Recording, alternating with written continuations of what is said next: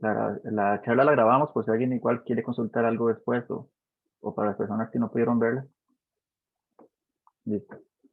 Bueno, muy buenos días a todas y todos. De verdad, muchísimas gracias por acompañarnos. Para nosotros es un honor que puedan estar acá para estas actividades que organizamos con tanto cariño. Mi nombre es José Calvo, soy biólogo de PNUD, de Proyecto Paisajes Productivos. Y bueno, hoy les voy a estar compartiendo un poco de varias actividades que hemos hecho y enfocado en el tema de humedales urbanos, que es un tema que normalmente no se le da tanta relevancia como otros temas, pero también es un componente muy importante de los ecosistemas urbanos. Entonces, si me dan acá unos minutos para compartir.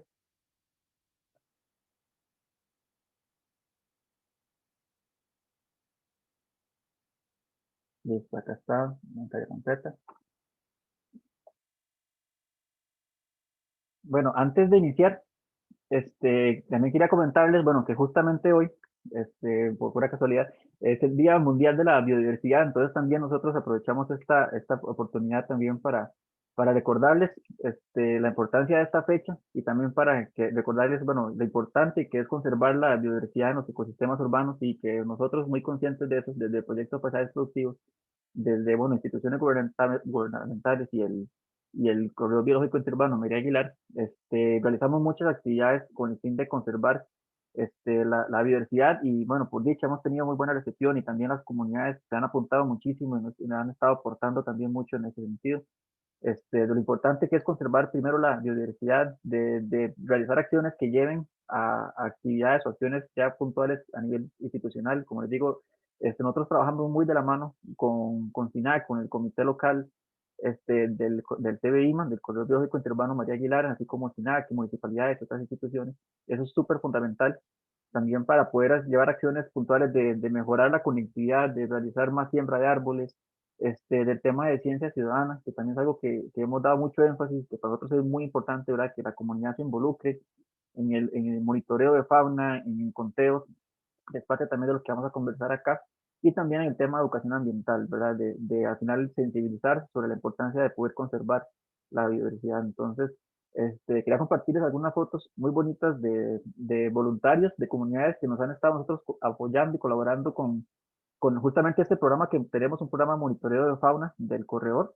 Entonces, por ejemplo, tenemos ya varias personas voluntarias que día a día nos comparten avistamientos de especies que para nosotros son de mucha importancia porque son especies indicadoras de calidad de hábitat o de conectividad y nos sirve mucho para tomar decisiones. Entonces, por ejemplo, acá tenemos perezosos, los sapitos, el pisón cafetalero, que es una especie muy amenazada en el Valle Central, también otra especie muy amenazada y endémica de Costa Rica, que es esta ranita de ojos dorados, o por ejemplo el carpintero lineado, ¿verdad? Y siempre esas personas nos aportan mucho y esos aportes son muy importantes para nosotros, para la conservación.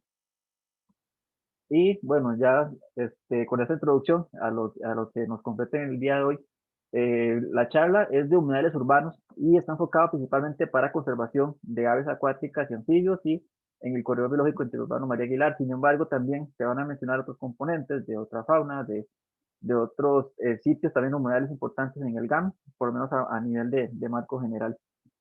Así es como está organizada la charla de hoy. Bueno, una primera parte de una introducción, ¿verdad? Para tener bien claro, por ejemplo, qué son los humedales, qué tipos de humedales existen en Costa Rica y empezar también a introducir qué fauna acuática asociada a esos humedales tenemos en el CDI.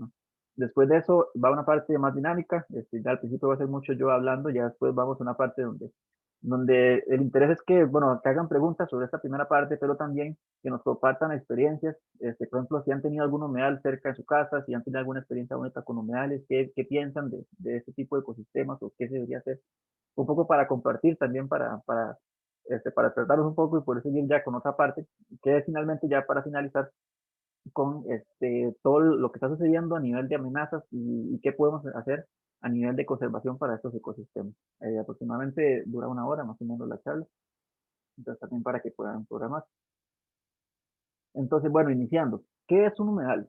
Eh, Existen muchos términos, bueno, acá tenemos este que es como el que tiene más consenso a nivel mundial, es muy similar, por ejemplo, este es de acuerdo con la Ley Orgánica del Ambiente en Costa Rica, que también se parece mucho al concepto que se usa a nivel internacional de Ramsar. que es una organización que trabaja mucho con todos los humedales de importancia a nivel mundial. Y bueno, entonces lo define, como dice acá, ¿verdad? Los humedales son ecosistemas con dependencia de regímenes acuáticos, es decir, tienen aguas, que pueden ser naturales, artificiales, permanentes, temporales, lénticos o lóticos. Ahorita voy a explicar un poco más sobre todo eso. Pueden ser dulces o salobres o salados, incluyendo extensiones marinas hasta el límite posterior de fanerógamas marinas o arrecifes de coral, en su ausencia o hasta 6 metros de profundidad de marea baja, ¿verdad? Entonces vean ustedes que esto en realidad abarca, si usted se pone a verlo con detenimiento, abarca un montón de ecosistemas y en realidad es que existen muchos tipos diferentes de humedales. Por ejemplo, como si empezamos a desmenuzar lo que decía el término, por ejemplo, tenemos humedales que pueden ser naturales, como por ejemplo la laguna Barba, que se forma de forma natural, o tenemos humedales que también que pueden ser artificiales. Por ejemplo, la laguna de la Sabana, eso fue artificial porque nosotros lo creamos, ¿verdad? Se hace toda la depresión, ¿verdad? Y luego se llena de agua de forma artificial, pero también, entonces, aunque sea hecho por nosotros, eso ya ser un ecosistema, ser parte natural, es ahora un humedal. Entonces, es muy importante, no solo para conservación, sino que las leyes actuales ya también consideran la importancia de conservar esos humedales. Pueden ser permanentes o temporales, es decir, por ejemplo, un humedal como el agua arenal, que está todo el año, ¿verdad? Siempre lleno de agua, es un humedal, pero también, si volvemos al ejemplo de la sabana, que hay muchos humedales naturales, artificiales, que durante la época seca eh, se secan, ¿verdad? Valga la redundancia. ¿Por qué? Porque dependen de las lluvias. Pero, aunque nosotros llegamos a un humedal de estos y lo veamos completamente seco, con solo el hecho de que la otra mitad del año ese sitio esté lleno de agua por las lluvias o que se alimente, por ejemplo, de algún río o otro sistema, ya también es humedal. Es decir, que se vea completamente seco la mitad del año o algún periodo del año, no le quita también la importancia y el grado de conservación que tiene ese humedal. Pueden ser lénticos o lóticos, esto básicamente si tiene corriente o no, por ejemplo, las lagunas o por ejemplo los lagos, ¿verdad? Que no tienen mucha corriente, o lóticos se refiere a, por ejemplo, los ríos y quebradas, ¿verdad? Que tienen este sistema ya de un flujo más fuerte de agua. Y pueden ser dulces o salados, es decir, tanto humedal, por ejemplo, un río o una quebrada, como, por ejemplo, pastos marinos, un arrecife de coral. Esto no quiere decir que, por ejemplo, todos los océanos sean humedales, sino que, por ejemplo, como decía el caso anterior, hasta los 6 metros de profundidad, lo que son arrecifes, lo que son pastos marinos y otros sistemas marinos, también entran dentro de esta categoría de humedal, entonces también entran dentro de, por ejemplo, a nivel de legislación o a nivel de conservación y a nivel de acciones también se consideran estos humedales. Entonces, vean que eh, son extremadamente diversos. Esto no quiere decir que cualquier charco de agua sea un humedal. Hay otros parámetros, por ejemplo, hay tamaños mínimos, pero esto va a depender mucho del proyecto que se está realizando, que de la entidad que también esté trabajando y también del objetivo que uno tenga.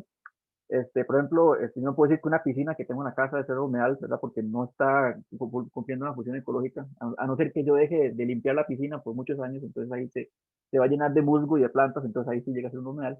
Pero hay también otros requisitos a nivel de tamaño, a nivel de la función ecológica que tienen, de tipo de suelo, que también que son importantes para definir qué es un humedal y qué no es un humedal. Pero vean que también acá es bastante diverso.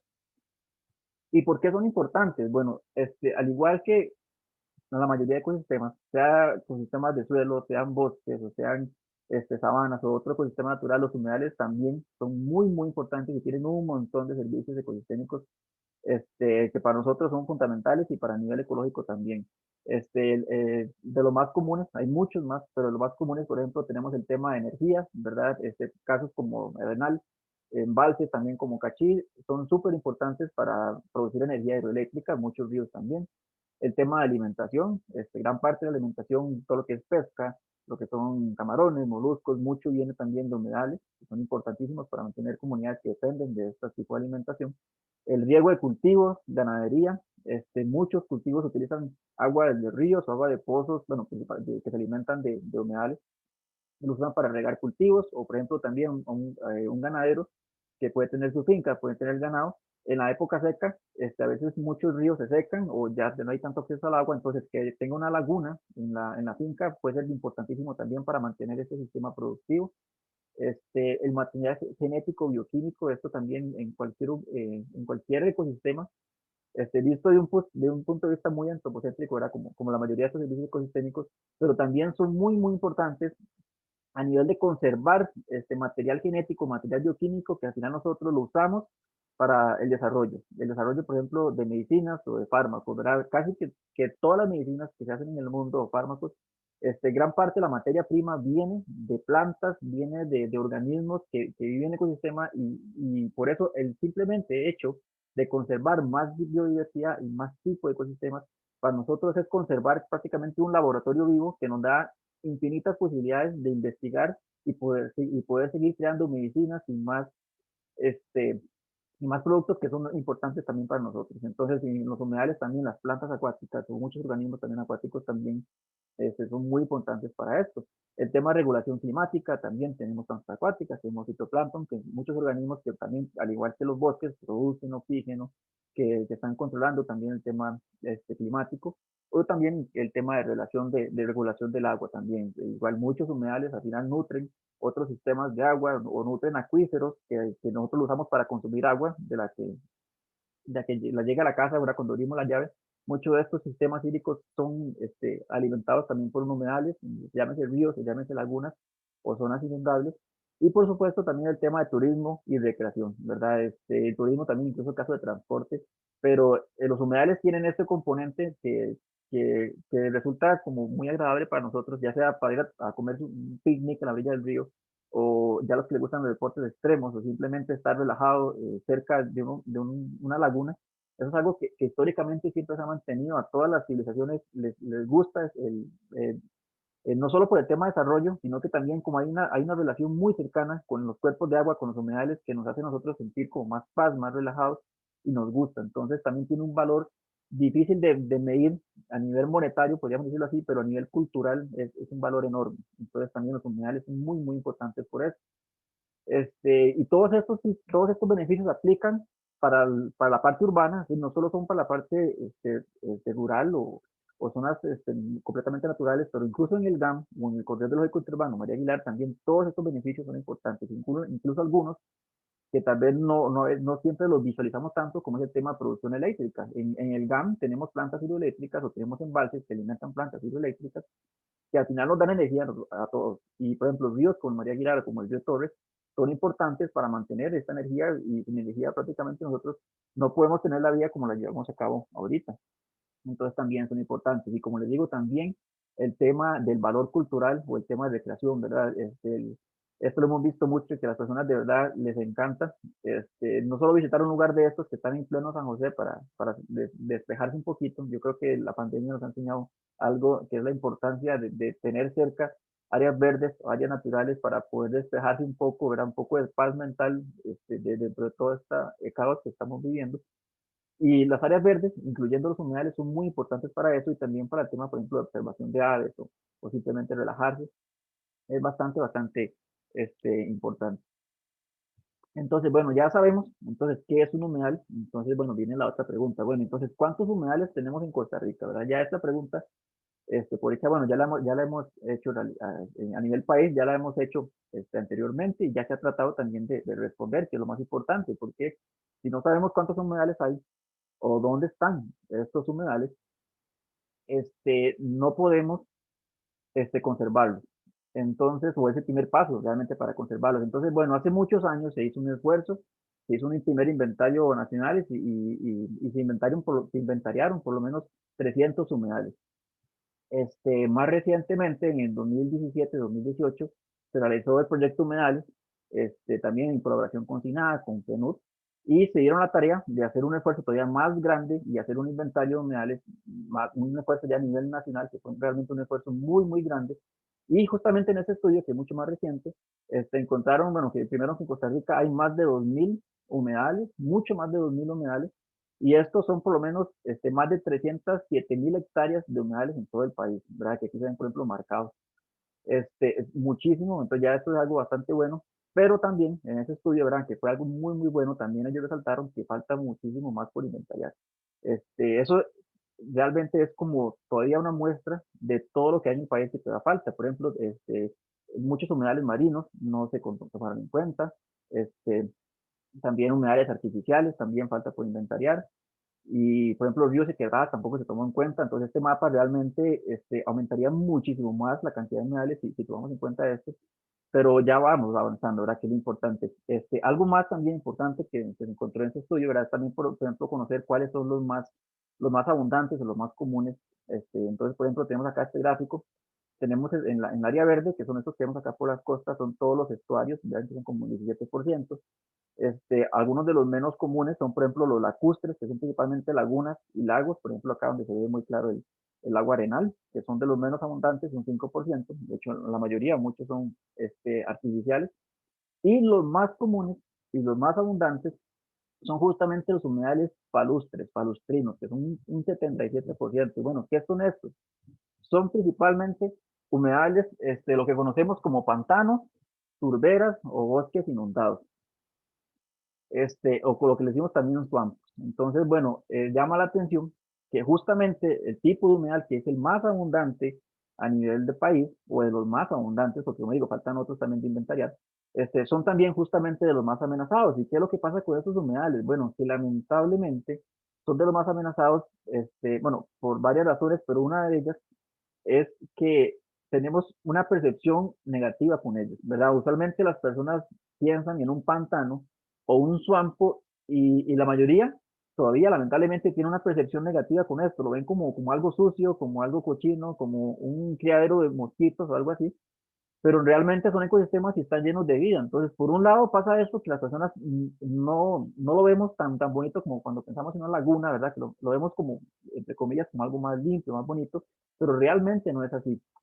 Y también, otro problema que tienen estos humedales es que lamentablemente son más fáciles de invisibilizar. Por ejemplo, si pensamos en tema de cambio de uso de suelos, es muy fácil, perdón, es mucho más fácil porque hay menos control, poder hacer un cambio de suelo en un lugar de estos que en un bosque. ¿Por qué? Por ejemplo, un bosque, si uno lo corta, va a ser muy evidente, ¿verdad? ¿Y cómo ocultamos eso? ¿Cómo hacemos con esto? Por ejemplo, un lago, si drenamos todo un lago, la gente se va a dar cuenta. Entonces, evidentemente van a haber denuncias que corresponden, ¿verdad? Y no es tan fácil. Pero para las personas que hacen acciones ilegales, ¿verdad? Cuando tenemos un humedal como estos, que perfectamente se puede hacer pasar como por una zona de pastos o como una zona que no parece a mera luz, ¿verdad? Un ecosistema que es lo que es más fácil drenarlo, hacer pasar que nunca hubo nada ahí y después se hace el cambio de suelo y se ponen cultivos o se hacen urbanizaciones, entonces por eso es que se pierden, ¿verdad? Porque tal vez visualmente no son tan evidentes como otro tipo de ecosistemas. Entonces, lamentablemente, por eso son muy amenazados. Pero ahorita vamos a ver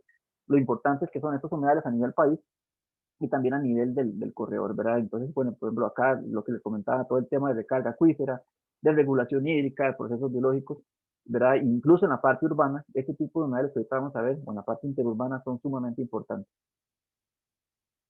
Entonces, bueno, nos falta mucha educación ambiental por ahí y también tener un poco más de control a nivel de legislación, porque sí algo que también se detectó en este estudio, en este inventario, es que estos humedales son los que usualmente están más cerca de cultivos, de monocultivos, y esto le están ejerciendo una presión muy grande. Ahora la parte de conservación lo vemos con más detalle.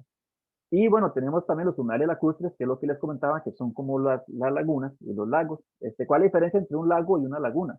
Bueno, también hay diferentes criterios, pero uno de los más sencillos en casos bueno, a nivel nacional es que, por ejemplo, los lagos, o, bueno, las lagunas usualmente se consideran que tienen profundidades menores a 2 metros y los lagos tienen profundidades mayores a 2 metros, ¿verdad? Hay otras diferencias a nivel de suelo, a nivel de los ciclos hidrológicos, también biológicos que se tienen en ellos, pero una forma también fácil de recordar es esta. Entonces, por ejemplo, bueno, vimos que estos, de acuerdo con el gráfico, son poco comunes o poco abundantes, pero también hay bastantes y son también muy importantes. Y casos como el que les comentaba de la Laguna Barba o el lago Arenal, ¿verdad? Que pueden ser naturales o artificiales, y también son bastante importantes, especialmente a nivel turístico, ¿verdad? Porque el impacto que genera un humedal de estos para atraer turismo, porque realmente se ven impresionantes, se ven sumamente lindos, la gran mayoría, si no es que todos, es realmente un valor bastante importante. Entonces, bueno, llega la pregunta, ¿cuántos humedales hay en el CBI? ¿Verdad? Tenemos este inventario que se hizo a nivel nacional, entonces, de acuerdo con el inventario, ¿cuántos humedales hay en el CBI? Entonces, recordando que el corredor biológico interurbano María Aguilar es este territorio de acá, que comprende los cantones, bueno, una parte de Alajuelita, el cantón de San José, Monteyoca, Curridabat y La Unión, y va alrededor justamente del río María Aguilar, que es este por acá, que desciende más o menos 20 kilómetros por todo el territorio.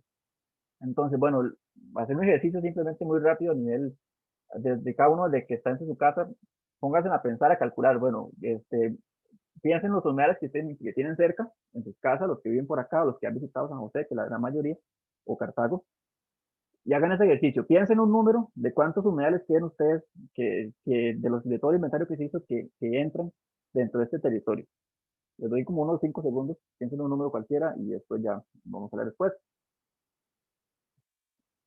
En realidad, de acuerdo con el inventario, lamentablemente no hay ningún humedal en el CBIMA. Entonces, se podría decir, que aquí podría terminar la charla, ¿verdad? No hay humedales, no tenemos, entonces prácticamente no hay mucho de qué hablar, entonces termina la charla. Bueno, realmente, no, como les digo, el inventario sí llegó a la conclusión de que hace falta inventariar más, fue un súper esfuerzo, pero nos falta mucho. Y de hecho, si yo hubiera hecho esta charla la semana pasada, no hubiera tenido tampoco un mapa que mostrarles, si hubiera tenido mucho que contarles de los humedales urbanos y específicamente en el CEBIMA, pero gracias también a una charla que está salida del horno, ya tenemos también productos de otro esfuerzo que se hizo que también nos ayuda mucho a tener una mayor percepción de cómo está el tema de humedales en el GAM. Y esto fue justamente la presentación del Atlas Verde del proyecto Biodiversity, que fue justamente, si no me equivoco, el jueves pasado. Esto es súper salido del horno, que es esta herramienta que tenemos, que está disponible para todos, y es también un trabajo súper importante. Y bueno, de acuerdo con este mapa a nivel de GAM, lo que encontraron, por ejemplo, acá en el uso de la tierra, aquí casi no se ve, cuesta mucho diferenciar, hay que acercar mucho el mapa, pero ya por lo menos tenemos un primer acercamiento de que hay un 0.2% de humedales en el GAM. Hace poquitico, pero ahí está. Y también que son unas 399 hectáreas de humedales. Y en el CBIMA también podemos hacer el mismo ejercicio, tenemos acá todos los tipos de cobertura, también hay que acercarlo un poco más ya para diferenciar los colores, pero también en tema de lo que son lagunas estacionales de agua dulce, ya los ríos es un tema aparte, pero por lo menos en lo que son lagunas estacionales, tenemos un 0,1% de humedales, también muy poquititos, pero ahí están, ya se están visibilizando y es algo también muy importante y muy bueno para nosotros. Pero bueno, a pesar de lo que se pudo inventar, porque como les digo, esto a veces son esfuerzos que a nivel, ya sea nacional o a nivel de corredor, es muy difícil. Hay otro montón de humedales que a veces no son tan difíciles de contabilizar en estos proyectos, pero también están ahí. Y eso los quería comentarles un poquito de estos humedales, cuáles son, qué tipo de fauna tienen, por qué qué tienen de importante. Y bueno, entonces eso sería la segunda parte de, de la charla. Entonces, bueno, la respuesta es que a pesar de que en el inventario nacional no se pudo contabilizar esto, lo cierto es que sí tenemos humedales. Entonces, por ejemplo, uno de los más conocidos, de los que vimos en San José, bueno, tenemos el caso de la Laguna de la Sabana, que es artificial, no hace mucho se hizo, pero a pesar de, además de que se ve súper bonita, también es un ecosistema muy importante, y eso es un poco de la fauna que ya se ha encontrado, falta mucho por inventariar, pero ha habido esfuerzos también bastante importantes y ya se nos da los primeros acercamientos de lo que hay. Por ejemplo, en aves acuáticas, bueno, se estima que hay más de 20 aves acuáticas. Nosotros personalmente en los conteos, bueno, sabemos que ahí están, pero en los 3 conteos de aves que hemos realizado, hasta la fecha hemos contado 7 aves acuáticas, principalmente lo que son patos, garzas, correlimos, cormoranes. Ahorita les voy a enseñar un poquito más de estas especies, pero ya es un ecosistema muy importante para estas aves. Y aquí nos referimos con una ave acuática, porque también es importante hacer la diferencia.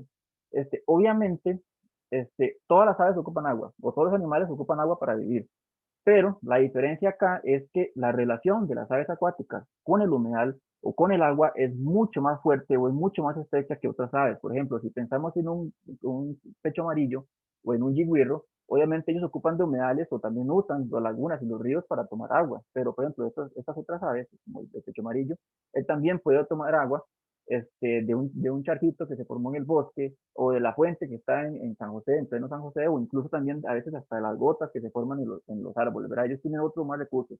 Pero el tema con las aves acuáticas es que ellas sin humedales no pueden vivir. O sea, por ejemplo, si pensamos en un pato o en una garza, ¿verdad? Por ejemplo, las garzas, las patas que tienen ellas alargadas, el pico que tienen también alargado, o el cuello que tienen en forma de S, que esas son estrategias que ellas tienen justamente para vivir en humedales, ¿verdad? Para poder acercarse y andar sobre el agua, para poder cazar peces o cangrejos, otros animales que viven ahí.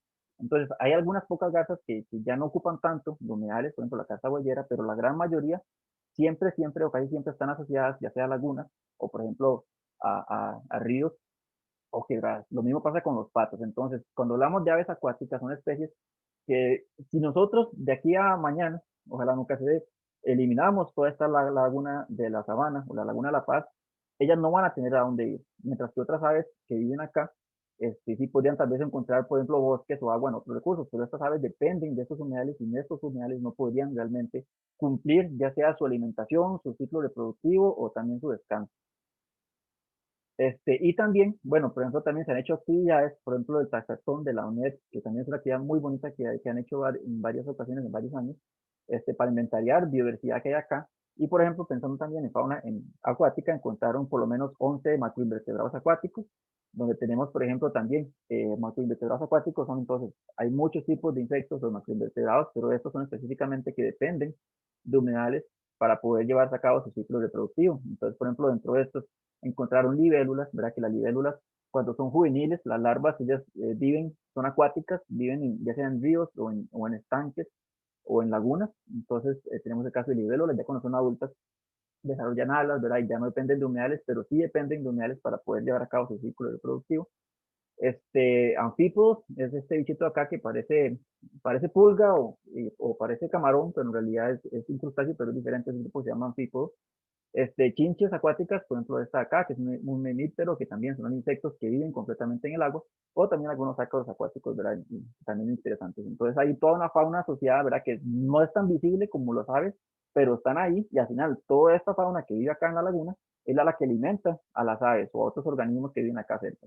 De anfibios no encontré información, puede que se haya, pero dentro de la búsqueda que hice no he encontrado una lista de anfibios, pero bueno, ahorita les comento sobre eso, que es un esfuerzo que también vamos a estar realizando en este clima para saber qué tipo de humedales, perdón, qué tipo de anfibios podemos encontrar en estos humedales también en medio de la gama. Entonces, bueno, estas son unas fotos que también quería compartirles. Esto corresponde al conteo navideño que hicimos en 2020.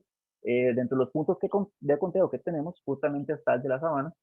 Y vean ustedes, en esa fecha, todas estas aves acuáticas las encontramos solamente en la sabana, ¿verdad? De las 7 especies que vimos, estas son algunas que realmente reflejan más, ¿verdad? La importancia que tienen estos lugares. Por ejemplo, tenemos el caso del zambullideo de enano. Esto se parece a un pato, pero no es un pato, pertenece a una familia diferente, que son aves que, bueno, que también depende mucho de estos ecosistemas. La pocha americana, que es esta de acá, que también parece un pato, o podría parecer un pato, pero no es un pato, pertenece a otra familia diferente, que es la de los rascones o los rálidos. De hecho, ven las patas, esos son más, ellos también pueden andar ahí flotando en el agua, pero también tienen las patas grandotas para andar mucho sobre la vegetación acuática.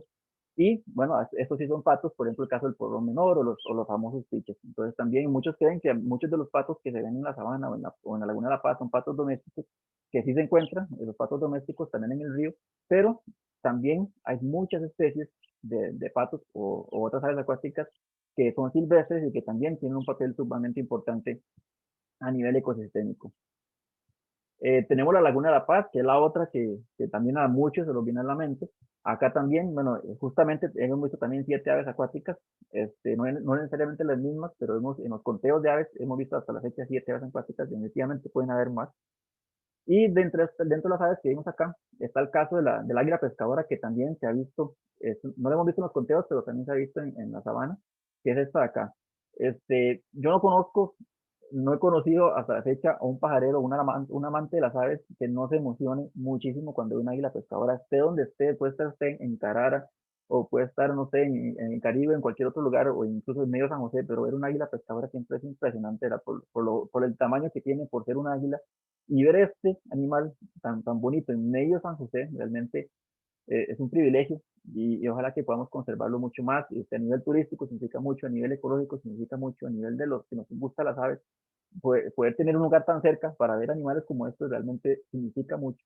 Y en Conteo todos estaban como locos también cuando lo vieron, pero pero ahí están, también es muy importante. El caso de los martines pescadores, también hemos visto los dos, el martín pescador verde, el martín pescador collarejo, que es este azul con rojo, que también ya sea tanto en la laguna como en los ríos también lo hemos visto.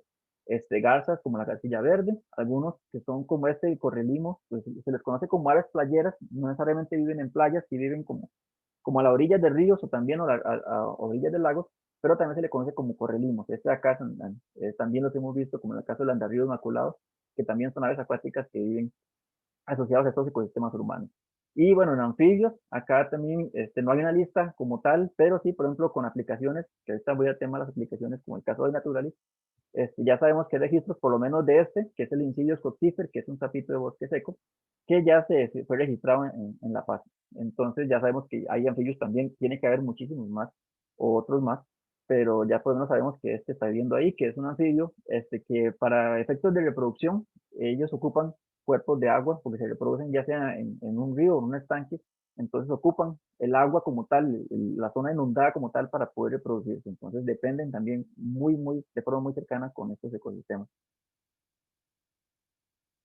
Y bueno, recordar que también, recordar el tema que les hablaba de las plantas hidroeléctricas, de los embalses que hay en el GAM, pues lo que selecciona, lo que se anonos, ¿verdad? Estas zonas, pues se podría más catalogar como un tipo de humedal más artificial, pero también a nivel de aves acuáticas tienen un valor muy importante para estas especies. Eso lo hemos visto, se ve mucho, lo vemos en los conteos y también se ve para personas que visitan estos sitios. El río digamos, si empezamos a seguir el río desde la zona alta hasta la zona baja, vemos que, bueno, en las zonas altas, obviamente por las pendientes, es más montañoso, el río viene con una corriente, viene con corriente más rápida. Conforme el río se va acercando a la zona baja, ya por ejemplo lo que es la zona baja San José o Alajuelita, la corriente se hace menos fuerte y también el río se hace un poco más ancho. Y si a esto le asociamos cosas como que tenemos la represa o el embalse, por ejemplo, Lecciona, o el embalse en los Anonos, que son embalses que hacen para dirigir aguas a las plantas hidroeléctricas, se forma un ecosistema diferente, donde vemos, por ejemplo, acá, como acá en la foto, que ya en el María Aguilar o en el Piribí o otros ríos, donde el río se hace más ancho, las aguas se hacen más tranquilas, entonces ya eso forma un ecosistema que es más atractivo para muchas aves acuáticas que ríos más arriba, no tanto. Entonces sí hemos visto que el tema de aves acuáticas es más importante en la zona baja del corredor, justamente en parte, ¿verdad? Gran parte por esas características. Entonces, si visitamos estos sitios en la zona baja, aunque muchas veces pensamos que toda la biodiversidad está en la zona alta, pero la realidad es que, por ejemplo, en aves acuáticas hemos visto que acá es mucho más importante para ellos por esas condiciones. Encontramos, por ejemplo, casos de garzas, como la garza azul, el comorán, que es bueno, parece un pato, dijo, que hombre manecio, dicen, que tampoco es un pato, pertenece a otra familia que se llama Falacrocoraceae, es un cormorán que es un ave que se dedica mucho se zambulle y caza mucho presas debajo del agua. Y también también los patos, por ejemplo, casos como el piche. De hecho, también en el último conteo que realizamos en diciembre, justamente en Alajuelita, también en un lugar muy parecido a encontramos también el registro del ibis verde, que también no es un ave tan común para la parte urbana, especialmente es una ave que antes se visualizaba más en la zona caribe, y ahora ya lo hemos visto en las zonas urbanas y acá ellas se encuentran también en un lugar importante. Entonces acá, bueno, resaltar, ¿verdad? No solo que hay aves acuáticas, sino que hay mucha diversidad y muchos animales diferentes, ¿verdad? Tipos diferentes de patos, tipos diferentes de garzas. Y esto es importante porque al final cada especie o cada grupo cumple un papel diferente. ¿Por qué? Porque hay especies que se van a alimentar en las orillas, especies que se alimentan en la superficie del agua, especies que se alimentan en el fondo del agua porque se sumergen. Entonces, cada una tiene un papel, cada una tiene un nicho, entonces esto le da todavía más valor al ecosistema como tal y por eso es tan importante conservar mayor cantidad de especies. Si nos vamos afuera, y estos son como dentro de lo más importante de los que hay dentro del corredor, pero en zonas cercanas o zonas de influencia del corredor también encontramos otros humedales. Entonces, por ejemplo, bueno, tenemos uno muy cerquita en Desamparados, que está la laguna del Parque La Libertad. Acá también me puse a consultar especies que ellos estaban registrados. Y vean ustedes, solo con tener, en un lugar que está muy cerca de San José, con tener una laguna, con tener una vegetación también importante, ya aquí ellos también registran otras especies sumamente interesantes, como por ejemplo el chocuaco o el martinete, que es una garza nocturna. Entonces, imaginen ustedes, si tuviéramos más humedales, poder tener la oportunidad de salir al jardín y ver un pájaro como este con ese cabello, ¿verdad? Con ese estilo tan bonito. Realmente, porque esto no los hemos visto en otros lugares en el corredor hasta la fecha. Podrían estar en otros lugares, pero no lo hemos visto, pero acá, muy cerquita, ya se han avistado. Entonces es una oportunidad para poderlos ver más, ojalá, en zonas cada vez más cerca de la ciudad y tratando de conservar el paisaje lo más que se pueda. También zambullidores, el caso también de la garza blanca. Y también está registrado, por ejemplo, ranas muy cerca de acá, por ejemplo, la rana de Taylor, que es una rana muy, muy acuática, que ahí que también está como más amenazada. ¿Por qué? ¿Qué pasa con las ranas? Hay muchas ranas que, por ejemplo, este, que todavía sobreviven en las partes urbanas, pero es porque no están tan ligadas al río como tal, o no están tan ligadas con las quebradas, que están muy contaminadas. Entonces, la mayoría de especies que vemos, o las más comunes, son especies que viven en los árboles, o que depositan sus huevos en las hojas, o que ocupan solo un charquito que se forme a la orilla del río. Entonces, no depende tanto del río, pero también hay otras ranas que sí son mucho más acuáticas, por ejemplo, la familia, bueno, la caso de la litobates, los que se conocen como ranas verdaderas, que sí son como casi que 100% acuáticas o mucho más acuáticas y que son mucho más sensibles a la contaminación. Entonces también es muy importante darle seguimiento a estas especies. Y bueno, por supuesto, como les comentaba, obviamente de los humedales más importantes siguen estando los ríos y quebradas. A pesar de la contaminación que tienen, a pesar de la basura, a pesar de las aguas grises, a pesar de todo eso, se mantienen como lugares completamente llenos de vida y hemos encontrado muchas de estas aves, por ejemplo, estas de acá, que les presento ahorita, por ejemplo, el caso del mosquero acuático no necesariamente es un ave que usualmente se le cataloga como acuática, sino que simplemente prefiere vivir cerca de ríos, a veces se aleja un poco más de los ríos, pero es un ave que le gusta mucho vivir, es un mosquero que vive sobre las piedras de los ríos y que se alimenta principalmente de insectos voladores. El caso del rascón o la chiricoca es un rálido que también vive mucho en vegetación densa a orillas de los ríos, también a veces también tiende a alejarse un poco más, pero le gusta vivir cerca de ríos. Esta sí es más acuática, que se parece mucho al mosquero, pero son una familia diferente, que es el mirlo plomito acuático. Esta es una ave que sí depende mucho, específicamente de los ríos, vive específicamente en ríos, y esta la hemos visto principalmente en la zona alta, ya casi que donde nace el río, donde el río está mucho más limpio. Ya cuando el río empieza a contaminarse un poquito, ya prácticamente no se ve. Y es porque esta ave, el mirlo plomito, es muy, muy, muy sensible a la contaminación. Cuando el río se contamina, ya se ha visto, y no solo en Costa Rica, sino que se ha visto con este grupo en otros países, ya la ave empieza a desaparecer. Y es en gran parte por su comportamiento, porque por ejemplo, tanto esta, el mirlo, como el mosquero, los dos se alimentan de insectos, pero el mosquero tiene la ventaja que él se alimenta de insectos voladores y los captura en el vuelo. No se relaciona tan directamente con el río, mientras que el mirlo, él caza insectos que viven debajo del agua y él se zambulle y prácticamente bucea debajo del agua para buscar insectos. Entonces, en un río contaminado, ya ahí sí le afecta muchísimo más. Entonces, bueno, es una ave que esperamos algún día cuando los ríos estén más limpios, que en la zona alta podamos ver los que sean más comunes, pero bueno, ahí estamos en el esfuerzo. Otras aves como las garzas, que también hemos visto varias, como la garcilla verde, la gretatula, la garza mimosa y otras varias especies de garzas, que también las garzas, en parte, ellas sobreviven a orillas de los ríos a pesar de la contaminación, en parte porque las garzas son muy oportunistas. Por ejemplo, una garza, realmente ella se va a comer cualquier cosa que se mueva siempre y cuando le quepa en la boca. Si ve un cangrejo, se lo come. Si ve una lagartija, se la come. Un basilisco, una rana, obviamente un pez, pero prácticamente no necesariamente van a alimentarse de lo poco que hay de vida en el río, digamos, en el cauce como tal, sino que toda la fauna que ya vive alrededor es una fuente de alimento para ellas. Entonces, por eso, como que han tenido un poco más de chance de adaptarse al río a pesar de las condiciones que tienen. Pero también hay otras aves acuáticas que hemos visto que sí son mucho, mucho más dependientes del cauce, como el caso del matí pescador. ¿Por qué? Porque se alimenta principalmente de peces. Puede comer cangrejos, otras cosas, pero también gran parte de su alimentación, como su nombre lo dice, son peces. Y los peces sí son mucho más sensibles a la contaminación como tal. Entonces, cuando el río se contamina, de los grupos que se ve que son más sensibles o más amenazados o que más empiezan a desaparecer son los peces. Entonces, es un grupo muy sensible que todavía está, principalmente en zonas medias y zonas altas del río, pero sí tenemos que darle un seguimiento particular porque si seguimos contaminando probablemente no van a poder tolerar este nivel de contaminación. Y otras aves también que no necesariamente son acuáticas como tal, o se les cataloga así, pero sí prefieren también vivir cerca de ríos, como es el caso del gavilán pique ganchudo, que vive mucho, le gusta mucho vivir en bosques ribereños. Y bueno, este gavilán, lo que tiene la característica es que este pico, que tiene esta forma que parece como un perico, ¿verdad? Es especial para ellos para atrapar o para romper o sacar de su concha, por ejemplo, cangrejos o por ejemplo caracoles o otros animales tipo moluscos o crustáceos. Entonces, por eso también le gusta vivir mucho cerca de bosques ribereños, que también la hemos visto, por ejemplo, en la parte alta, o en Parque del Este, Montes de Oca, pero sigue siendo bastante raro. Entonces, bueno, nosotros, conociendo la importancia de las aves acuáticas, y que es un grupo muy sensible porque depende de los humedales, que no hay tantos, y ya vimos que los que hay también están contaminados como los ríos.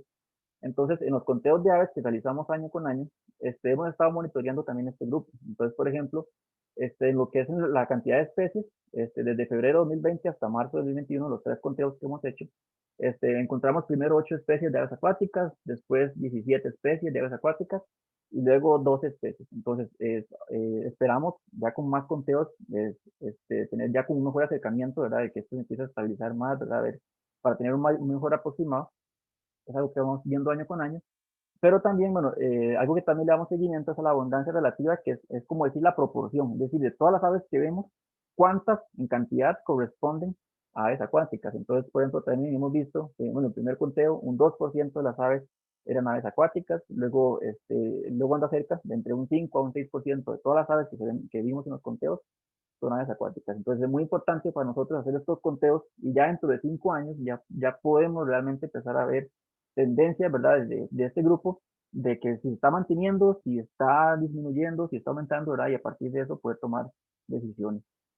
Y también tenemos especies que nosotros catalogamos como especies indicadoras, como el caso del matín pescador, que también le damos un seguimiento particular también para poder que nos den, que son como indicadores de la calidad de agua o la calidad y la integridad ecológica del río, que también esperamos que esas especies se mantengan o que sean más frecuentes o que sean más abundantes dependiendo también del grupo o la especie como tal, que es una labor que estamos haciendo nosotros con el Comité Local del CEBIMA, con este programa de monitoreo de fauna que tenemos y con la ayuda también de la ciudadanía que nos ha ayudado a participar en los conteos. Entonces, bueno, ya para finalizar con esta primera parte, entonces, ¿qué pasa con los anfibios, verdad? Porque he hablado mucho de aves y de aves, pero también están los anfibios, que es este grupo que nosotros tenemos, que estamos o queremos monitorear, que también muchos de ellos dependen o están muy relacionados con los humedales.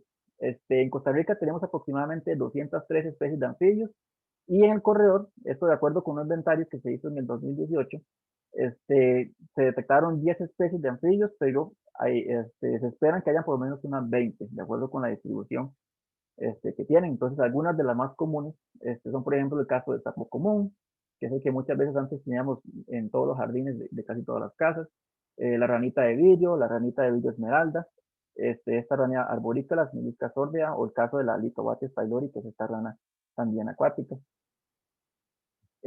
Gran parte también de lo que es el monitoreo que queremos hacer con los anfibios es que también tenemos especies indicadoras y lo que queremos es pues, a partir de la plataforma, de la aplicación iNaturalist, queremos tener saber en dónde están estas especies y saber bueno, en qué sitios están y en dónde están exactamente. Entonces, por ejemplo, para el caso de esta rana, que es la rana de ojos dorados, que es una especie muy amenazada en Costa Rica, una especie que es endémica, es decir, que en todo el mundo solamente vive en nuestro país, es muy importante para nosotros saber en el corredor no solo en qué sitios se está avistando, sino también que a partir de estos mapas que podemos ir creando, ¿verdad? De posibles distribuciones, poder tomar decisiones, ¿verdad? El caso de las ranas, a diferencia de muchos otros animales como las aves o muchas aves, es que ellas son muy sensibles a la pérdida de conectividad. Por ejemplo, hay aves que también son muy sensibles a la pérdida de conectividad, pero por ejemplo, si pensamos en el caso de yigüirros o zanates, ¿verdad? Digamos que hay aves que por ejemplo, pecho amarillos que viven en un cafetal, ¿verdad? Obviamente hay otro montón de aves más, pero si se pierde ese cafetal o si ese cafetal desaparece, al final muchas de las aves que viven ahí van a poder volar y buscar otro lugar que esté relativamente cerca. Pero ¿qué pasa con una ranita? ¿Verdad? Una rana no tiene esa capacidad para dónde agarra, ¿verdad? Para dónde camina. Porque al final lo que hay alrededor es pura ciudad, entonces para ella poder buscar y colonizar otro ambiente va a ser muy difícil. Entonces por eso son tan sensibles a la pérdida de conectividad, como también lo son muchas aves sensibles, como es el caso del pinzón cafetalero. Pero entonces por eso es muy importante por nosotros poder monitorear estas especies de ranas para tener mapas, para saber en dónde están y poder tomar decisiones, ¿verdad? Por ejemplo, qué sitios son prioritarios tener conectados o qué sitios es prioritario realizar más deforestación o conservar un poco más el hábitat para que estas poblaciones puedan tener conectividad funcional entre ellos. Bueno, algunas tenemos bastantes datos, como el caso de la rana de ojos dorados, pero otras, por ejemplo, esta rana esmeralda, que sabemos que hay más, pero la idea es, por ejemplo, ahorita hasta la fecha solo tenemos un registro que es en Sabanilla, pero queremos que con la ayuda de la ciudadanía poder tener más puntos también para tener una idea más real de cuáles sitios son importantes para estas especies y cómo podemos después buscar conectarlos entre sí. Otra que tenemos también es esta rana brillante voz, la litobote de Guatehuichi, que también, entonces parte de lo que nosotros hacemos con los voluntarios, los ciudadanos que nos están ayudando, es que cuando ven alguna de estas especies que para nosotros es de interés, poder reportarla, subirla en la aplicación para tener estos puntos y a partir de eso poder también tomar decisiones.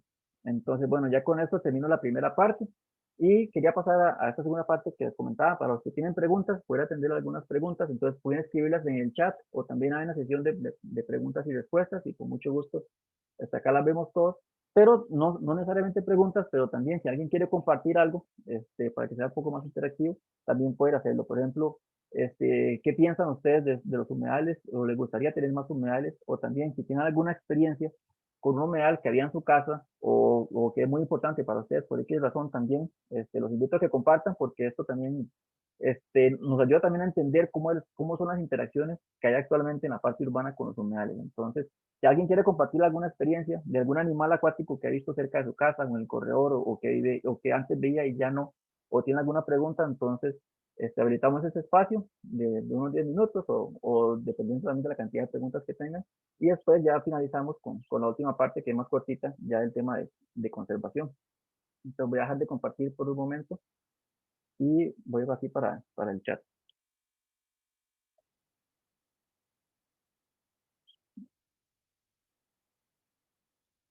Pregunta, si no me equivoco, Alejandra Guevara. Dice, ¿todas esas aves llegaron por sí mismas a la sabana?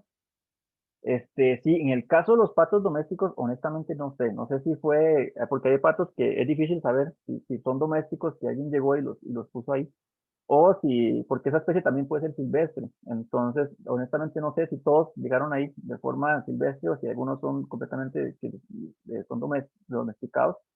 Pero lo que son todas las silvestres, por ejemplo, los piches, o por ejemplo, los porrones, esos sí llegaron por sí mismas, o sea, los patos, tienen mucha capacidad, como muchas aves, tienen una enorme capacidad de desplazamiento, entonces sí, ellas volaron y definitivamente vieron aquí está un buen lugar y ahí se quedaron y encontraron, por dicha, un buen lugar dentro de tanto gris para poder vivir.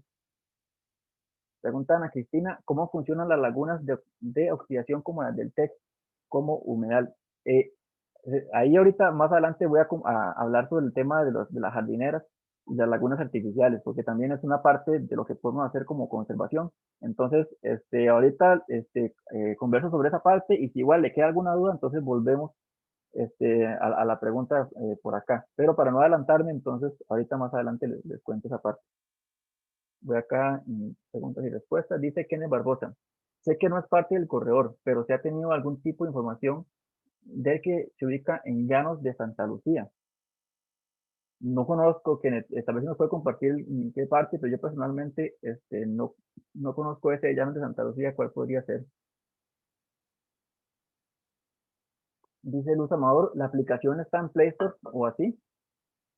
Sí, la aplicación, hay Natural, voy a escribirlo acá en el chat. Hay Natural, así. Este, sí, justamente la puede descargar ya sea en iPhone o en Play Store. Y la más pone el nombre acá, le sale, es como un pajarito verde, el logo, y la descarga, y ya después de ahí sirve mucho. Si usted ve cualquier animal o planta, cualquier foto que pueda tomar en su casa o su jardín, simplemente le toma la foto y puede avistarlo y exactamente en cuál punto la vio. Y no importa si se sabe el nombre o no se lo sabe. De hecho, si no está seguro o segura, lo mejor es simplemente que no ponga el nombre, nada más sube la foto, dice un animal o una planta que vi, no sé cómo se llama, Y en la misma aplicación hay personas que ya que tienen más experiencia con ese grupo y le van a ayudar a saber cuál rana es o cuál ave es o cuál planta es. Entonces, realmente por eso es una buena herramienta porque no hay que saber los nombres para poder compartirlos y todos los datos, como les digo, van a quedar en la aplicación y a nosotros o a cualquier ciudadano o a cualquier institución le sirven para poder hacer mucha investigación y hacer mucha conservación. Realmente es muy valioso a nivel de las decisiones que permite tomar porque tenemos georreferenciados especies que son de interés. Entonces realmente es muy útil. Dice Nicolás Espinosa, hola, como una denuncia, así se sabe que están dragando un campo para una construcción. Vamos una pregunta. ¿Cómo uno denuncia? Ah, ok. Hay una, qué pena, se me olvidó el nombre. Hay una plataforma que actualmente se usan para las denuncias con SINAC. Voy a ver si me recuerdo el nombre ahorita o tal vez si alguien que conoce la puede compartir en el chat. Se me fue el nombre ahorita, pero hay una plataforma, a veces funciona bien, a veces no funciona, pero siempre hay que intentar que es para citada. Muchas gracias, Ana Cristina. Sí, se llama citada. Uno puede ingresar ahí por internet y ahí se pone sus datos personales, pone exactamente el sitio donde usted está denuncia. A veces responden muy rápido, a veces no tanto, pero a veces es como una herramienta que sirve para hacer ese tipo de denuncias y también que ellos que están súper bien aquí todos. Roxana nos dice que también puede llamar al teléfono 1192 y ya luego nos compartió en el chat la dirección citada.go.cr de denuncias públicas. Qué bueno, qué dicho, muchísimas gracias. Entonces ahí está, porque sí, es sumamente importante denunciar porque lamentablemente pasan muy desprevenidos ese tipo de humedales. Carolina Benavides, les comparto que en Escazú, San Antonio, hay varias poblaciones de Agalín y Sanane. Aparecen en zona media, en casas y lugares contaminados.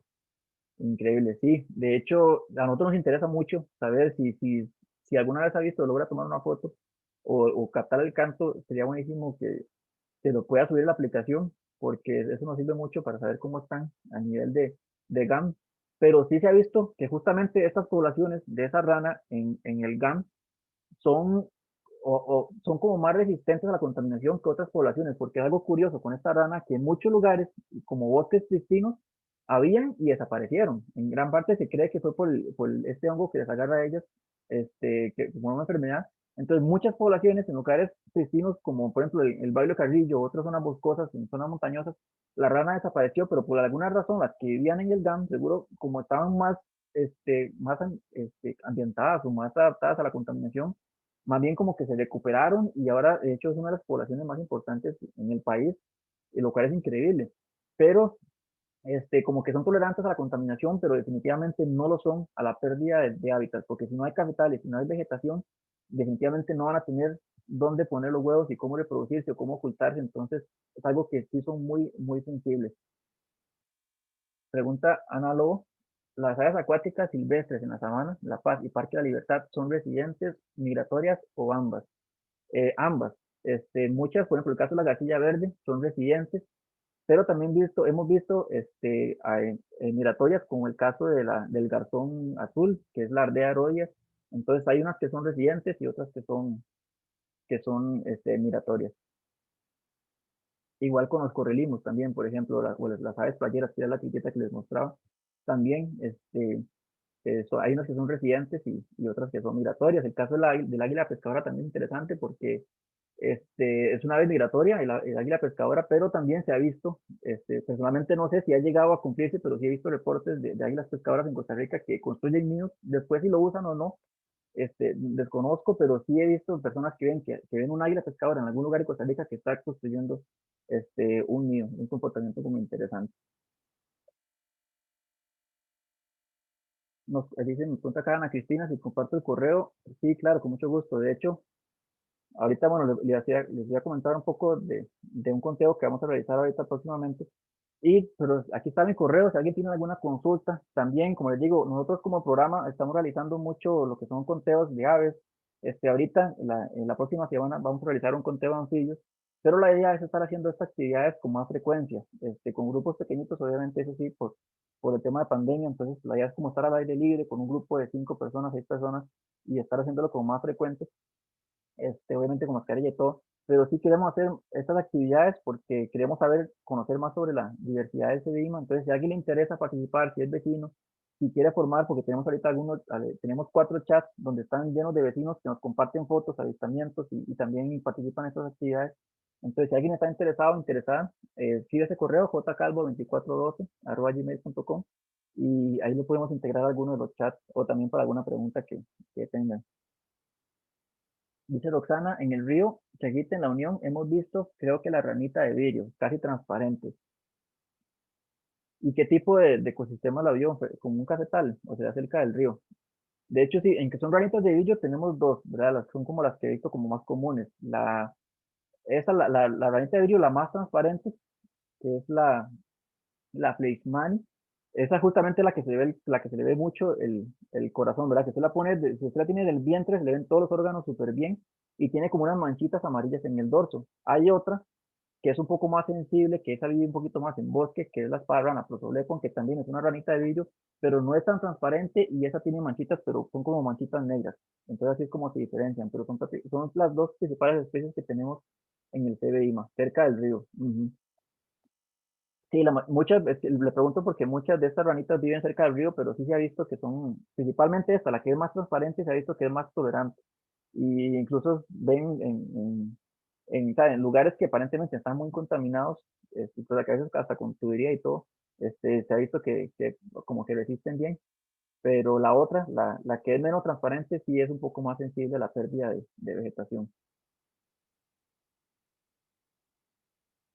Creo que estamos. Si alguien tiene alguna otra pregunta, me puede indicar por acá y si no, pasamos ya con la última parte de la charla. Me parece que sí, que estamos. Igual al final habilitamos el último espacio por si alguien tiene alguna otra consulta o compartir algo más. Ok, entonces continuamos.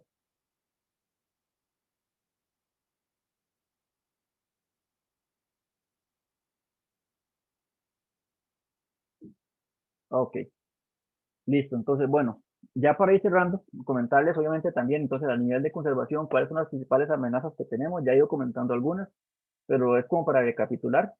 Entonces, bueno, tenemos lo que son los ríos y quebradas, lo que todos ya conocemos, los que somos vecinos, tenemos el tema de la basura, el tema de las aguas grises, bueno, toda la contaminación que hay de los ríos, evidentemente, como les digo, hay aves acuáticas o hay anfibios que se la juegan, por decirlo así, porque no dependen tanto del cuerpo agua como tal, pero definitivamente hay otras que no son tan tolerantes y al final, si esto empeora, créanme que las pocas especies que están viviendo al final van a desaparecer. Entonces, realmente es un tema que hay que mencionarlo y que hay que trabajarlo porque sigue siendo actualmente de los problemas más serios que hay a nivel de conservación de humedales en el DAM y obviamente también en el CBIMA.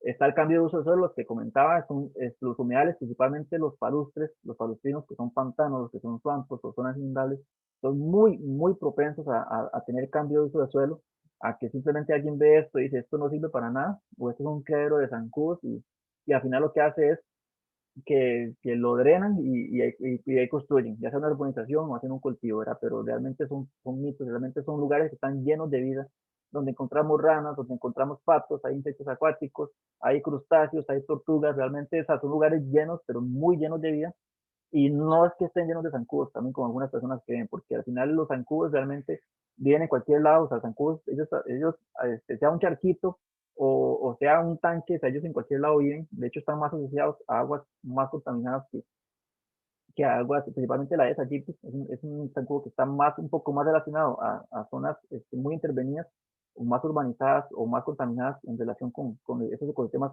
naturales, porque también si tenemos un ecosistema natural bien conservado, las mismas ranas, los mismos libélulas y otros insectos se van a encargar de controlar más bien a estas poblaciones de zancudos, que con este humedal o sin humedal también van a estar, pero más bien si podemos tener humedales y tener más anfibios o tener más insectos acuáticos, vamos a poder controlar más las poblaciones de zancudos que transmiten enfermedades, justamente porque son depredadores, muchos de estos. Y bueno, esto pasa, muchos también creemos que es algo que pasa en zonas rurales, por ejemplo, que pasa en Cartago, o que también desde las zonas más rurales que hay ahorita en el corredor o en zonas altas, pero también pasa mucho en la ciudad y lo cierto es que necesitamos más humedales en la ciudad. Entonces, bueno, y pasó también hace muchos años, pues pasó en lo que es San José. De hecho, de esta foto que es un lugar histórico en San José, ¿verdad? En 1865, no sé cuánto lo reconocen, pero en puro San José, esto, en este año, así se veía, como estaba este sitio, vean ustedes, hasta personas en bote y todo, habían, y actualmente esto se ve así, el Parque Morazán, ¿verdad? Entonces, hace muchos años en el Parque Morazán había un humedal, y lamentablemente ya no está. Y así ha pasado con muchos lugares también, en Guadalupe, en otras zonas habían lagunas, habían embalses, habían humedales, pero lamentablemente cada vez hay menos. Entonces, como les digo, son humedales, son sitios muy importantes, obviamente los bosques también, pero tener humedales en zonas urbanas es muy importante para poder conservar estos grupos. Obviamente el cambio climático, ahí cuando hay menos, hay más escasez de agua, el aumento de temperatura, más evaporación, también afecta mucho los humedales. El consumo que nosotros tenemos, la urbanización, entre más consumo tenemos, entre más afectamos los acuíferos o las aguas de las zonas de recarga, también esto es menos agua para los ríos, menos agua para humedales, y muchos de estos también al final desaparecen o pierden calidad por esta razón. Y también el mal manejo de agroquímicos, ¿verdad? Principalmente el abuso o el mal uso de plaguicidas y herbicidas que al final contaminan muchísimo. Como les digo, en el inventario se vio mucho que la mayoría o muchos de los humedales, principalmente pantanos o swampos que existen, la mayoría están actualmente muy presionados por la agricultura, y esto no es algo que pasa solamente en Sarapiquí o en San Carlos o en la zona sur, ¿verdad? Pasa en el Valle Central, pasa en el GAM, pasa en el Cibeima. ¿Por qué? Porque tenemos muchos cultivos, por ejemplo en Cartago, y lamentablemente se ha visto que Cartago actualmente a nivel nacional es de los cantones que usa más lo que son plaguicidas y herbicidas, ¿verdad? Entonces, todo esto al final también afecta no solo a nuestra salud, sino que también afecta a los cuerpos de agua, afecta a los humedales y toda la vida que habitan ellos, ¿verdad? Si ustedes ven la foto, ¿verdad? Si hay personas que tienen que usar tanta seguridad para aplicar de este tipo de herbicidas, ¿verdad? Que los aplican a diestra y siniestra por todos los campos. Ustedes lo ven con capas, los ven con protectores, lo ven con un montón de cosas. No hay que darle muchas vueltas al asunto para saber que si es dañino para nosotros, tiene que ser dañino también para todos los insectos acuáticos, para todas las ranas, para todo este montón de organismos que viven de humedales, pero también en zonas boscosas o en el suelo, etcétera. Entonces, realmente es un problema que hay que manejarlo, que hay que reducirlo. Y bueno, entonces, ¿qué debemos hacer? Bueno, el tema de restaurar, como les mencionaba al principio, un humedal es tan importante, ya si sea un humedal natural o una humedal artificial, y tener humedales artificiales realmente es algo muy, muy bueno, es algo muy positivo. Conservar lo que tenemos, también nosotros como vecinos, el tema de vigilar, el tema de preocuparnos porque tengamos a nuestro alrededor, tengamos ecosistemas saludables, ¿verdad? No solamente bosques, sino también humedales, porque hay mucha fauna acuática que vive en el CBIMA. El tema de usar de manera racional, y esto va también desde la casa, desde cuánta agua utilizamos para bañarnos o para lavar el carro o para lo que sea, que todas las labores que hacemos en la casa, como les mencionaba, entre más consumimos, es menos agua que hay en zonas de recarga acuífera, menos agua que hay en muchos sitios o muchos lugares que alimentan muchos de estos humedales, entonces también es algo que afecta. También el desorden urbano, o sea, no construir sobre humedales, definitivamente ocupamos mejor control sobre de cómo está creciendo la ciudad, y no solo, ¿verdad? Como les digo, no solo no destruir lo que hay, sino también que los espacios que hayan, en vez de que haya más ciudad, también procurar que haya más áreas verdes que al final para nosotros, para nivel de recreación y para nivel de conservación, también son bastante importantes. Y por supuesto no degradar, ¿verdad? La basura, lo que les digo, las aguas grises y todo eso al final afecta muchísimo. Se pierde espejo de agua, se contaminan, desaparecen insectos y con esto desaparece un montón también de fauna que está asociada. Entonces, tenemos muchos humedales que nosotros nos sirven para ejemplo, a nivel de crear, que ojalá podamos replicar más, por ejemplo, en zonas aledañas o en el GAM, existen humedales como el caso de Doña Ana, Laguna de Cóncava, Laguna de Chomogua, hay muchos humedales en Cartago que son naturales y que a nosotros nos sirven mucho porque nos dan como una foto de cómo se verían los humedales que había antes en San José, ¿verdad? En la zona más urbana. Entonces nos sirve mucho para poder replicar esto y tenerlo más en zonas urbanas, porque son bastante importantes. De hecho, estos, ¿verdad? Que están tan cerca de la ciudad y tienen aves, y se han visto aves rarísimas, que esto, o sea, no solo a nivel de conservación, que obviamente todas las aves tienen un valor importante, pero para nivel de los que nos gusta pajarear, de los que nos gusta ver aves, para nivel de turismo, esto tiene un impacto impresionante. O sea, en estos lugares, en Cartago, así tan cerca del GAM, se han visto especies que créanme que para la mayoría de pajareros realmente es que alguien sube una foto y todos están deseando ir y conocerla porque son bastante raras, no son tan comunes verlas y están aquí, están muy cerca de la ciudad. Entonces, es una oportunidad incluso a nivel de turismo, porque imagínense, si por ejemplo, si lo pensamos en pajareros, lo que todo esto mueve a nivel de turismo, imagínense tener más de esto en San José, porque tener una laguna cerca, un lugar de visita donde tengamos especies como estas, puede significar para un turista, ya sea nacional o extranjero, quedarse un día más en San José o quedarse un día más en Cartago, en la parte urbana. Es decir, viene a Costa Rica, viene a conocer los volcanes, las playas, y luego viene a San José y se da cuenta que a unos metros de donde está hospedado, porque ya el otro día tiene que volver a su país, se da cuenta que hay un humedal y que en ese humedal puede ver aves acuáticas o que puede ver todo este montón de vegetación, estos lugares tan bonitos. Entonces ya eso significa que se quede un día más y con que se quede un día más en San José, ya eso es que invierte más, más en el hotel, de la comida, que si compra artesanías, que si visita la soda de tal persona, entonces ya eso mueve un montón de economía. Entonces, incluso a este nivel de más economía nos es algo, una enorme ventaja, principalmente aprovechando el tema de las aves, porque hay un enorme potencial de observar aves en el GAM, que a veces también no lo visualizamos y en el tema de aves acuáticas es también muy, muy importante.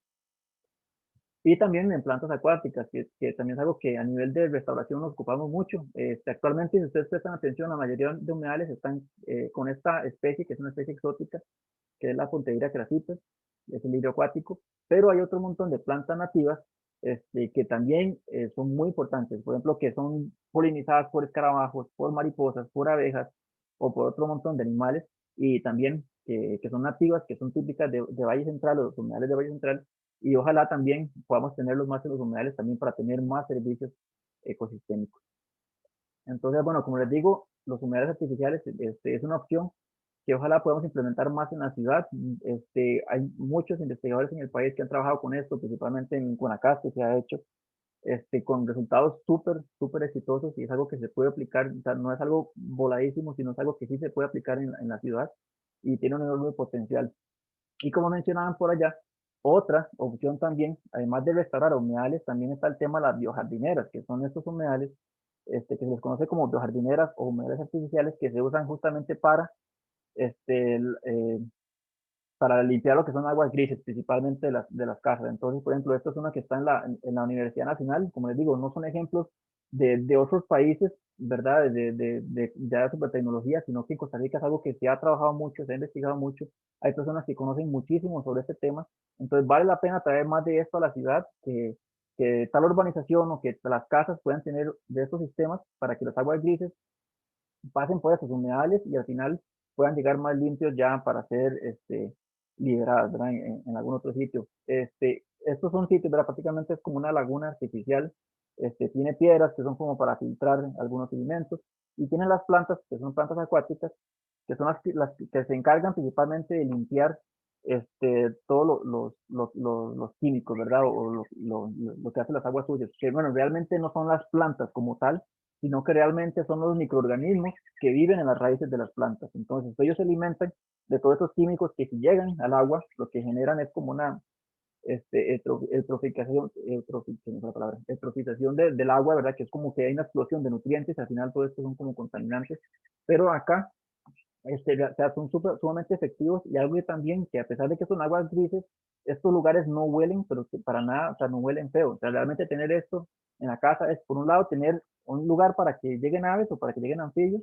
Es un jardín porque podemos sembrar plantas ornamentales y realmente es que no huele, o sea, ni siquiera huele feo y también tenemos aguas limpias. Entonces, realmente es una opción que sirve bastante bien y no tiene que ser a gran escala, o sea, se puede hacer para la casa de nosotros, o se puede hacer para una pequeña comunidad o para un pequeño residencial, entonces hay muchos tipos de humedales que funcionan bastante bien y que es una opción para tener un tipo de jardín diferente, ¿verdad? No solamente el jardín que también es muy importante con terrestre, sino tener un jardín pequeñito como este, que créanme que para una rana o que para otro, una libélula va a ser muy, muy importante y tener más de esto en la ciudad también es bastante importante.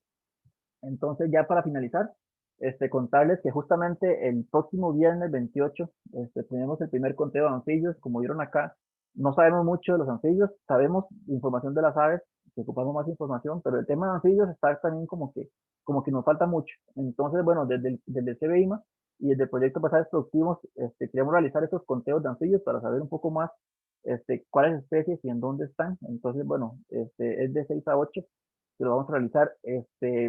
Por dicha, tuvimos muy buena recepción. De hecho, ayer se llenó el cupo, como les digo. La idea es hacer varias rutas y en cada ruta tener un grupo muy pequeñito de 5 personas para mantener protocolos sanitarios. Ya se llenó, o sea, en cuestión de una tarde se llenó, pero normalmente pasa por muchas cuestiones que hay personas que se inscriben y después ya no pueden asistir o terminan cancelando, entonces siempre hay como que hay un momento en que se abren más cupos y alguien más puede entrar. Entonces, si alguien está interesado, me manda un correo y lo ponemos en la lista de espera o igual para que participe en la siguiente actividad y con mucho gusto también lo podemos incluir. Pero bueno, entonces eso era lo que tenía para compartirles. Espero que les haya gustado y antes de despedirnos, entonces podemos pasar a la última parte de preguntas o también de comentarios también para compartir. Acá me indica Sol, hola Sol. Por eso es importante cambiar ya la manera de cultivar, definitivamente. O sea, algo que está pasando ahorita, que se ha hecho muy mal con el tema del cultivo, es que no sé en qué momento cambiamos y la prioridad de producir comida o sea, la prioridad ya no es producir comida, la prioridad actualmente es producir dinero y de forma secundaria producir comida, producir alimento. Entonces, es un enfoque que no debería ser. Y luego otro enfoque que también se estuvo muy mal, no sé en qué momento de la historia a alguien se le ocurrió que echar veneno a los alimentos era una buena idea para nosotros que al final lo vamos a comer eso, ¿verdad? Entonces, creo que son dos cosas que hay que replantearlas, ¿verdad? Y pensarlas porque definitivamente no están tan bien visualizadas. Luego solo dice, las biojardineras deberían implementarse en desarrollos inmobiliarios futuros. Yo de verdad creo que es una excelente alternativa porque igual muchos hacen plantas de tratamiento, pero se pueden hacer estos que son como un complemento y que funcionan súper bien, que además de limpiar el agua, tienen un montón de servicios ecosistémicos, como vimos.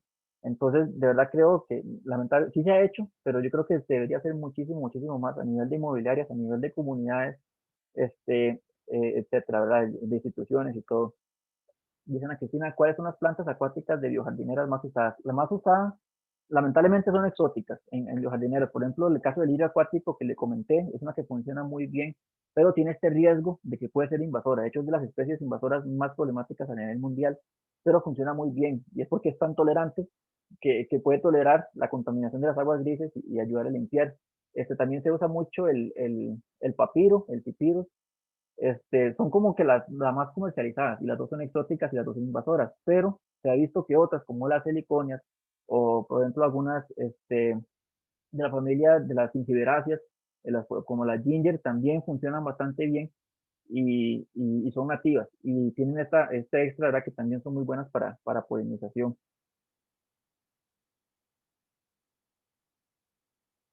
Vamos a ver por acá. Dice Michael Montoya, ¿qué nos puede decir sobre la conservación de Isla del Coco declarada humedal de importancia por la Convención de Ramsar? Este, no, pues algo bastante bueno. Como, bueno, esto Ramsar, actualmente, si no me equivoco, creo que son 12 humedales en Costa Rica o 13 ya con Isla del Coco.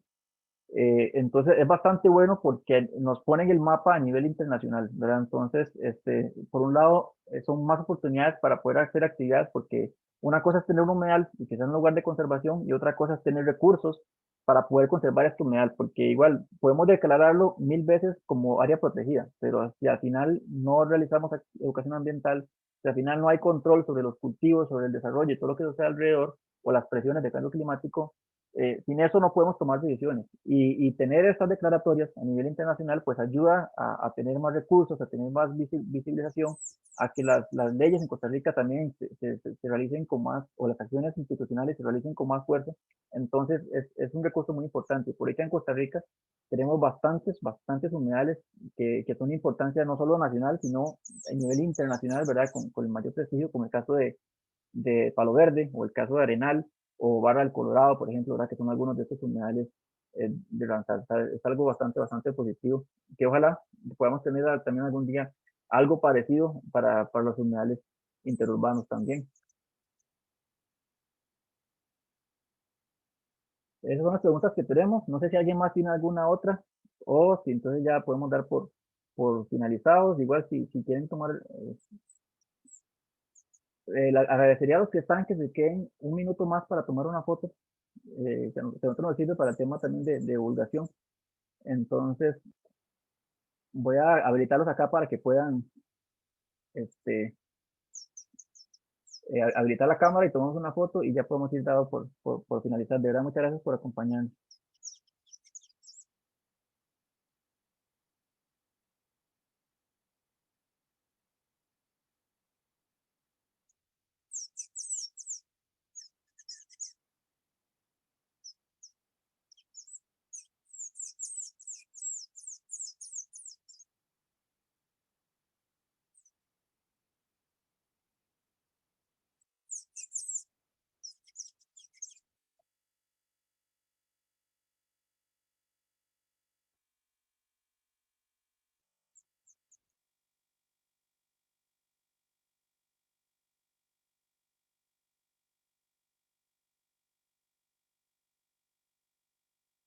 Estamos.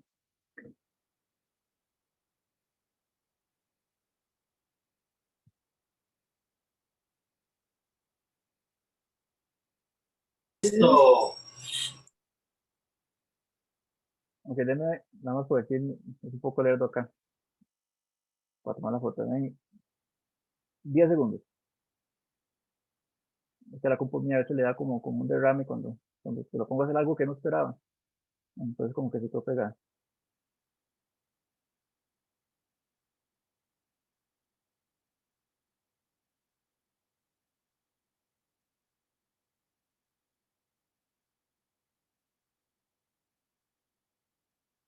Listo. Perfecto. Bueno, muchísimas gracias de verdad a todas y todos. Apreciamos mucho que puedan dar el ratito para participar acá y espero que tengan un muy bonito día. Muchas gracias. Gracias. Hasta luego. Hasta luego, gracias. A Hasta ustedes. luego. Chao. Gracias, Josie.